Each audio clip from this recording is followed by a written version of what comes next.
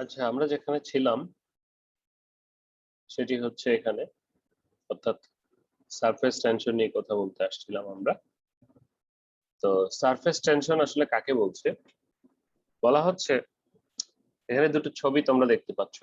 একটা ছবির উপরে একটা পতঙ্গ বা পোকা হেঁটে বেড়াচ্ছে পানির উপরে, আরেকটা হচ্ছে পদ্ম পাতার উপরে ড্রপ অফ ওয়াটার। তো এখানে সারফেস টেনশন বলতে কি বোঝাচ্ছে? বলা হচ্ছে surface tension is the elastic tendency of A fluid surface. কি? elastic tendency of a fluid surface which makes it acquire at least surface area possible. এটা অর্থাৎ বলা হচ্ছে এই যে লিকুইড পার্টিকেল গুলো, ফ্লুইড পার্টিকেল গুলো পরস্পরের সাথে যুক্ত হয়ে একটা surface area, possible surface area তৈরি করে। তো সেটাকে আমরা সারফেস টেনশন বলছি। তাহলে বলা হচ্ছে elastic tendency of A fluid surface which makes it acquire at least a surface area possible.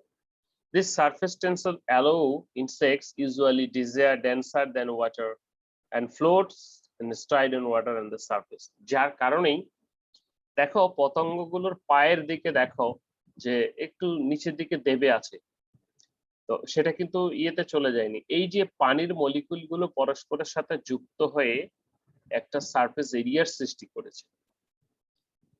আবার দ্বিতীয় পদ্ম পাতায় দেখো পুরোটাই একটা সারফেস এরিয়ার সৃষ্টি করেছে। এই যে সারফেস এরিয়ার সৃষ্টি করার ক্ষমতা, সেটাকে আমরা সারফেস টেনশন বলছি। ওকে, অর্থাৎ প্রত্যেকটা সারফেসের একটা করে টেনশন রয়েছে, একটা ইন্ট্রামলিকুলার এরিয়া গঠন করার ক্ষমতা রয়েছে। এখানে যদি এখন আমি কাপড় ভিজাই, কাপড় ডুবাই, কাপড় কিন্তু সাথে সাথে ভিজে না, কাপড় কন্টাক্টে যায় তারপর আস্তে আস্তে কিন্তু ভিজে।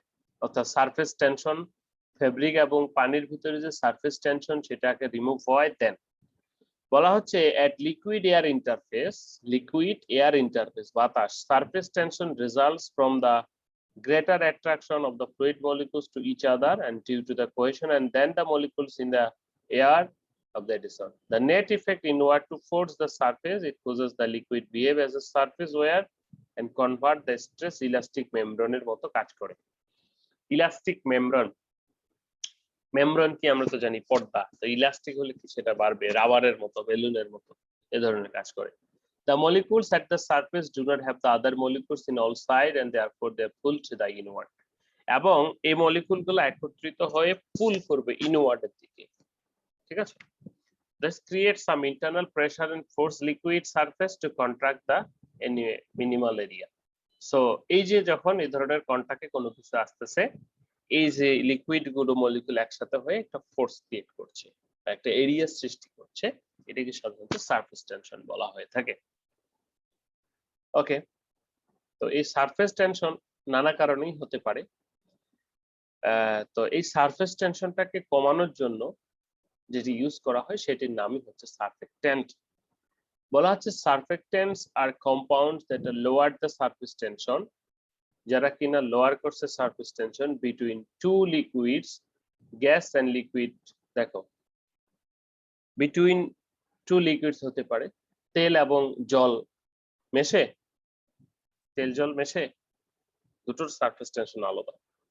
এই তেল জল মিলাইতে গেলে আমাদের অনেক কাহিনী করতে হবে, অর্থাৎ এর যে সারফেস টেনশনটা সেটা কমাতে হবে। Between a gas and liquid, gas এবং লিকুইডের ভিতরে হতে পারে। Between a liquid and solid, এই যে third one liquid and solid, টেক্সটাইলের ক্ষেত্রে এটা সবচেয়ে বেশি ব্যবহৃত হয় এবং দরকার।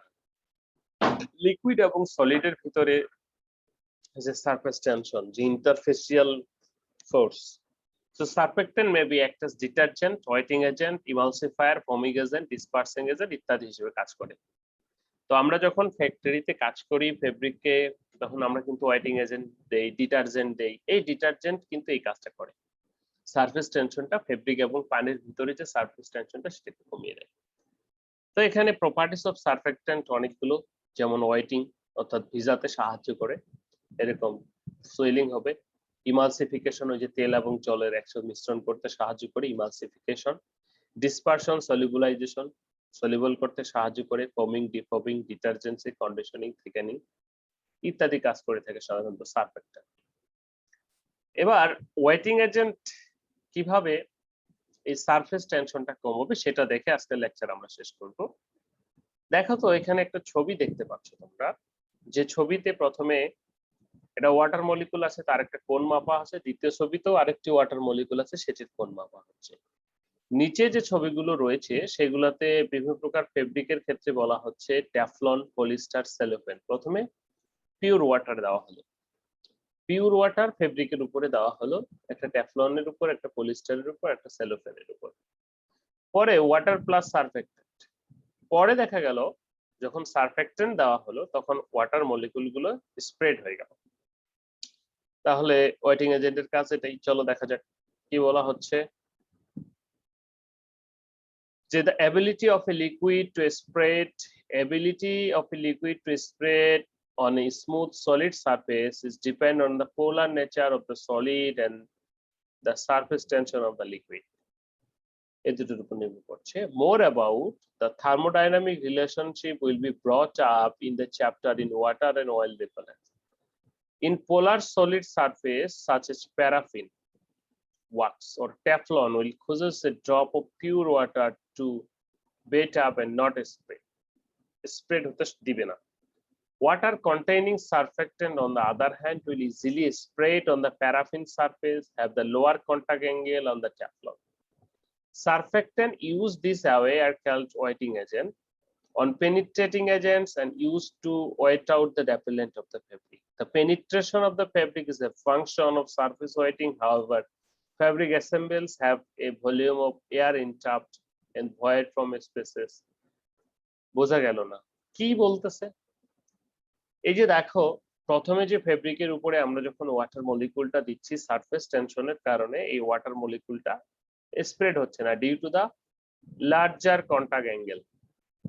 এখানে যদি কোণ আঁকাই তাহলে এখানে কি লার্জার কন্টাক্ট অ্যাঙ্গেল, কারণ কি পানিটা মলিকুলগুলো একসাথে একটা সারফেস এরিয়া সৃষ্টি করছে, ফলে এবং এই যে ফেব্রিকের মলিকুলগুলো একটা সারফেস এরিয়া সৃষ্টি করছে, ফলে এখানে মানে স্প্রেড হচ্ছে না। কিন্তু যখন সারফেক্টেন্ট আমরা ইউজ করছি, সেই সারফেক্টেন্টটা কি করছে, এই যে পানির কন্টাক্ট অ্যাঙ্গেলটাকে কমিয়ে দিচ্ছে বা বড় করে দিচ্ছে, ফলে এটি তখন স্প্রেড হয়ে যাচ্ছে।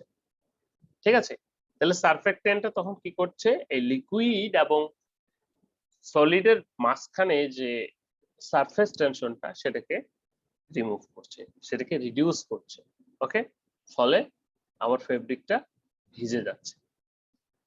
ওকে, সো আজকে এতটুকুই। আমরা কি কি দেখলাম সেগুলো হচ্ছে সোপ কি, ডিটারজেন্ট কি, তারপর বিভিন্ন প্রকার ডিটারজেন্ট প্রকারভেদ কি হলো যায় না কেন পিছনে।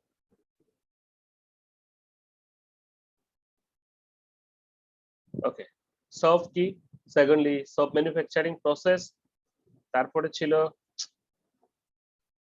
ঝামেলা করছে কেন soap manufacturing process, properties of soap, detergent কি, ডিটারজেন্টের ক্লাসিফিকেশন, কোথায় কোন ডিটারজেন্ট ইউজ করা হয়, এবং এম্পোটারিক ডিটারজেন্ট, ডিটারজেন্টের স্ট্রাকচার, সোপ এন্ড ডিটারজেন্টের মধ্যে পার্থক্য, all soaps are detergent, all detergent not soap, detergency measurement, cleaning mechanism of soap and detergent, and detergent better than soap কেন, surface tension, surfactant এবং এদের প্রপার্টিজ মিলে আজকের লেকচারটা হচ্ছে এতটুকুই। So if any question then will talk.